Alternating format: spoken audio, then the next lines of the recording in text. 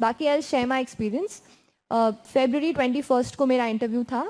Miss Sujata Mehta ma'am was the chairperson and my interview lasted for about 20 to 25 minutes and I was the first to be interviewed in the afternoon session.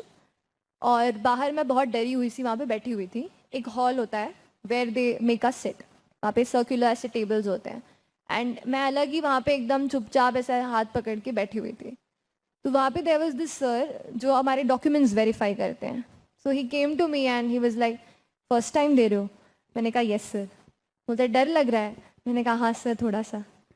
बोलते हैं देखो अंदर जाके you will take 10 minutes to get comfortable, उससे अच्छा अभी 5 minute मिल रहे हैं, अभी कंफर्टेबल हो जाओ. कुछ होना जाना नहीं है, आपसे डिस्कशन ही करने वाले हैं, कुछ अलग तो पूछने ही नहीं वाले हैं. उनके वो 2 सेंटेंस 3 सेंटेंस वहाँ पे उन्होंने बोले and I was like sir thank you. मुझे ज़रूरत थी कि कोई मुझे ये चीज़ वहाँ पे कह दे. बस वही है, you have to be very comfortable. They are not trying to कि आप परेड करो वहाँ पे उनके सामने, एकदम पॉलिश ऑफिसर हो जाओ. देखो अल्टीमेटली दे नो कि आप एक एस्पिरेंट हो और आप बस एस्पायर कर रहे हो एक सिविल सर्वेंट बनने के लिए. ट्रेनिंग वो आपको 2 साल की इसीलिए दे रहे हैं ताकि आपको एक पॉलिश्ड ऑफिसर बना सके सारे ज्ञान के साथ. वो लोग करेंगे. आपको केवल एक बेसिक नॉलेज लेके वहाँ पे जाना है और एक इंटेंट लेके जाना है कि मैं सोसाइटी के लिए कुछ करना चाहता या चाहती हूँ, और वो उनको बिना बताए समझ में आ जाती है. आप किस तरीके से बोलते हो वहाँ, आप वो प्यून आता है, आपको पता नहीं रहता है कि आपका कौन इंटरव्यू लेगा. तो there is a person who will come to you और he will just take you.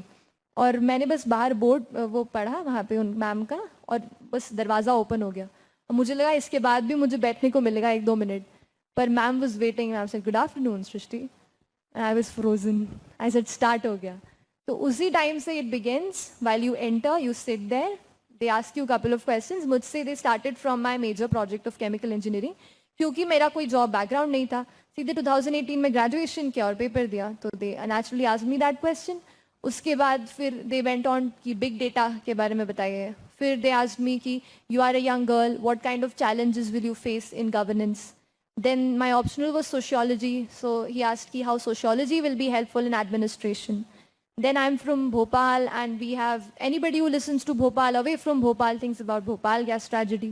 Then he asked me about it and I was a chemical engineer as well, तो उस पे फिर chemical पे और बातें हुई कि chemicals release हो जाते हैं, कैसे manage करना है and stuff. Then I was asked कि India में there are basic issues like poverty and malnutrition. But do you think that we still should put our money into research and sciences? Then there was one question कि आप movies देखते हैं क्या? I said no. Sir कहते हैं फिर भी एक आंसर बताओ. Describe for me the issue of Padmavat that is going on. So he didn't ask my views. He just said just tell me what it was all about. And the last question of mine was tell me about mass cheating. What is mass cheating? And then I said कि in some parts of India mass cheating, आप समझ रहे हैं, कोई photo आपके दिमाग में आया रहे क्या अभी मास चीटिंग पे? कहीं पे किसी स्कूल में ऐसा हुआ है जहां अंदर बच्चे पेपर दे रहे हैं and then they are getting notes from outside? वही फोटो मेरे दिमाग में फ्लैश किया था एंड आई एक्सप्लेन जितना मैं कर पाई. सो मैम सेड कि उसका इम्पैक्ट एजुकेशन सिस्टम पे क्या पड़ेगा, दैट वाज द क्वेश्चन. ऐसे करके you get questions from your background and your current affairs. Current affairs जो चल रहा है वो हम पढ़ ही रहे हैं, इसीलिए अलग से अभी कुछ चिंता करने की ज़रूरत नहीं है. अभी प्रीलिम्स और मेंस पे ध्यान दीजिए. Whenever you are starting to prepare for UPSC examination, please do not think about your personality test. जब तक आप पर्सनालिटी टेस्ट तक पहुंचते हैं, आप इतनी चीज़ें पढ़ लेते हैं कि आपको समझ में आ जाता है कि एग्जैक्टली वहाँ पे क्या चल रहा है और क्या होने वाला है और क्या एक्सपेक्ट किया जाता है. तो अभी अगर आप एग्ज़ाम के प्रिपरेशन स्टेज में हैं तो मॉक इंटरव्यू देख लिया ठीक है, पर पर्सनालिटी टेस्ट पे इतना फोकस मत कीजिए.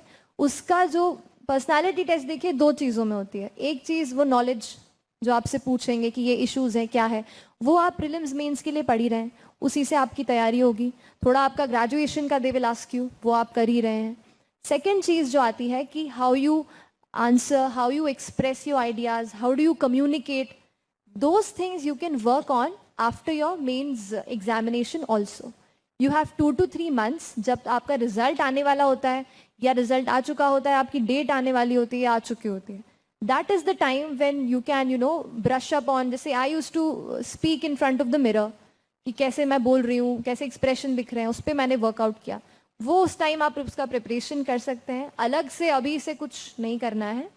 2-3 अगर कोई हॉबीज़ आप परस्यू कर रहे हैं उन्हें आप परस्यू करिए। वो ज़रूरी नहीं केवल पर्सनालिटी टेस्ट में पूछा जाएगा इसलिए नहीं, इसलिए भी क्योंकि पढ़ाई से कई बार we get bored, we want motivation, so keep doing things, carry your hobbies as well, वो वहाँ पे भी हेल्प करेगा। ये हो गई बेसिक चीज़।